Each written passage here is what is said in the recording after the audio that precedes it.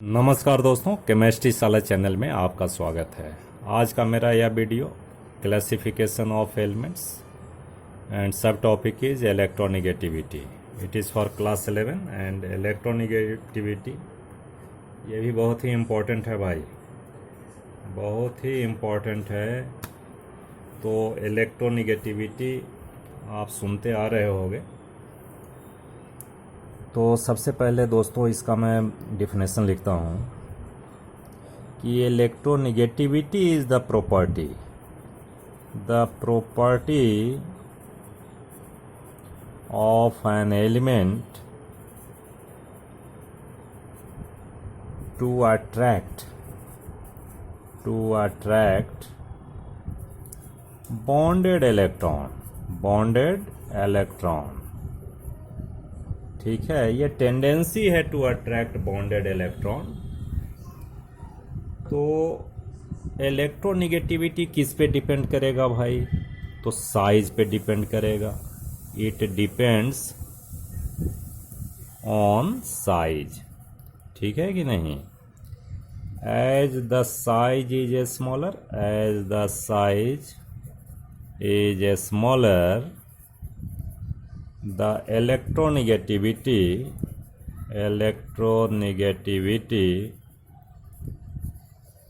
is more, ज़्यादा होगी, and vice versa.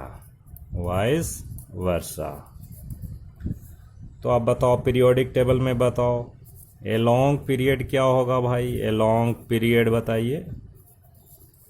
अगर हम लेफ़्ट टू राइट जाएंगे भाई, लेफ़्ट टू राइट जाएंगे तो साइज क्या हो रहा है? छोटा हो रहा है।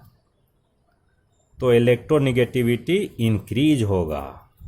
Electronegativity increases from left to right. ठीक है दोस्तों, अब सेकंड बात करते हैं यहाँ कि इलेक्ट्रोनेगेटिविटी इंक्रीज हो रहा है जी। अब पीरियड में देखो, ए लॉन्ग पीरियड तो देख लिया। ए लॉन्ग ग्रुप क्या होता है? साइज जो है बड़ा होता जा रहा है। इसका मतलब इलेक्ट्रोनेगेटिविटी डिक्रीज होएगा भाई। तो यहाँ हम लिखते हैं कि electronegativity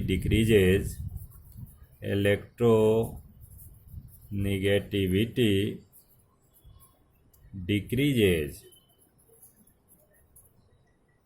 due to increase in size। ठीक है दोस्तों, अब देखो, अगर हम पीरियोडिक टेबल की बात करें तो थोड़ा पीरियोडिक टेबल दिखा रहे हैं आप। अगर हम लेफ्ट टू राइट चलें तो क्या होगा? लिथियम धीरे धीरे साइज छोटा होता जा रहा है जी, छोटा होता जा रहा है। सबसे साइज छोटा फ्लोरीन का होगा, है ना? तो फ्लोरीन का होगा, लेकिन इसमें जो है, इसमें नियोन का भी होना चाहिए, लेकिन इसमें फुलफिल इलेक्ट्रॉन होने के कारण there must be inter electronic repulsion.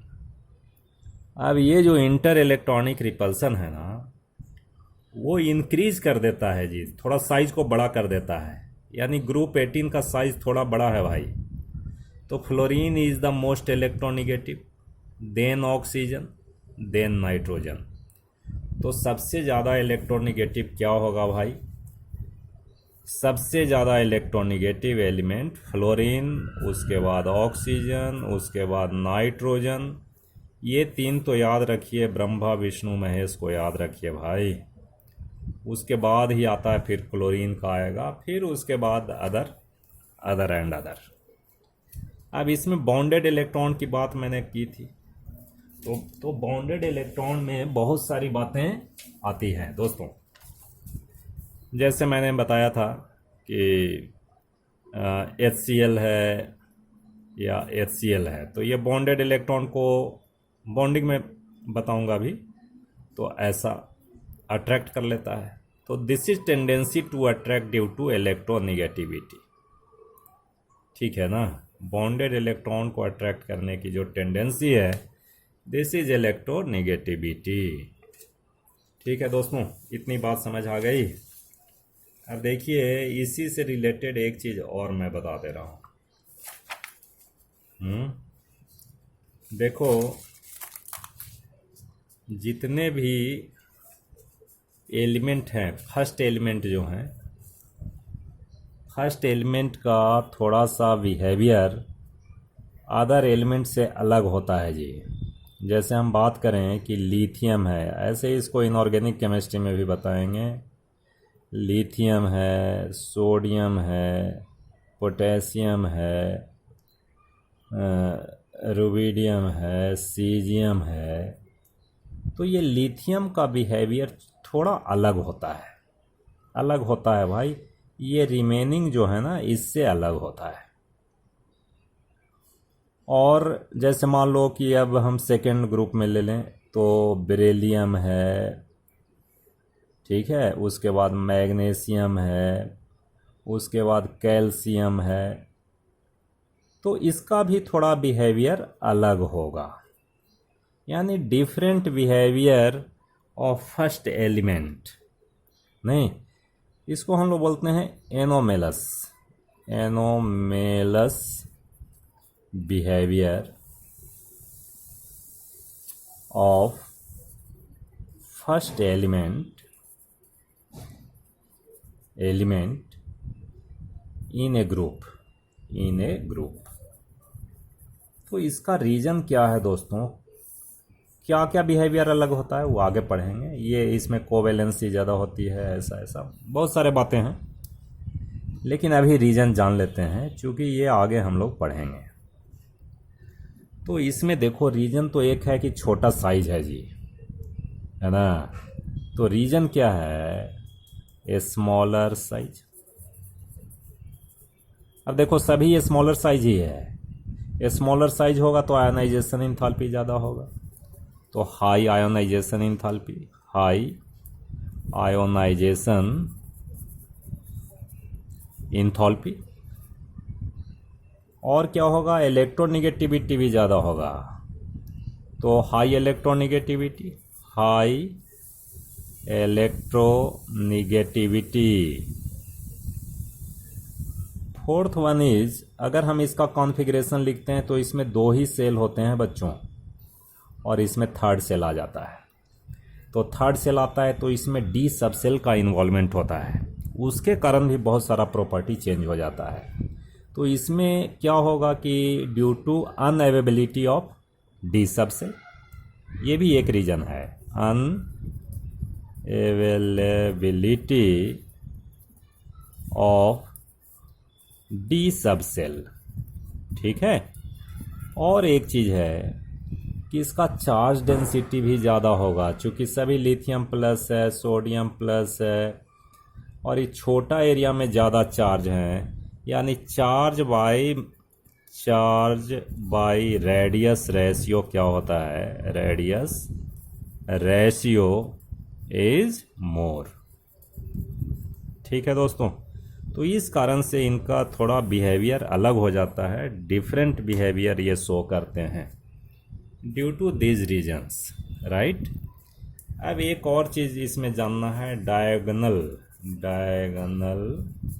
Relationship.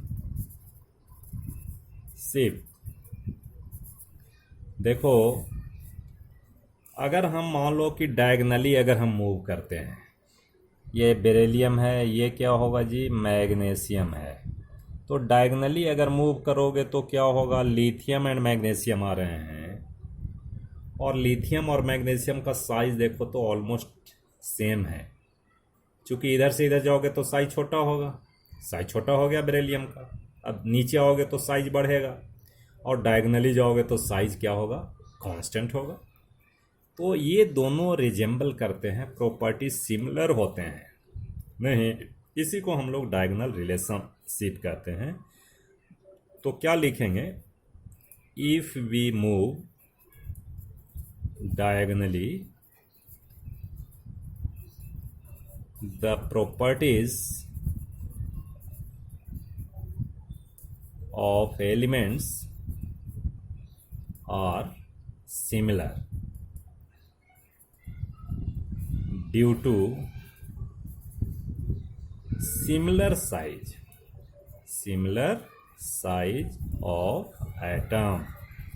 अगर साइज सिमिलर होगा तो देखो ये सारा इलेक्ट्रोनिगेटिविटी सेम हो जाएगा, आयनाइजेशन एंथैल्पी होगा, सभी सेम हो जाएंगे। इसलिए केमिकल प्रॉपर्टीज डिपेंड करता है, ये सारे चीज़ पे डिपेंड करता है।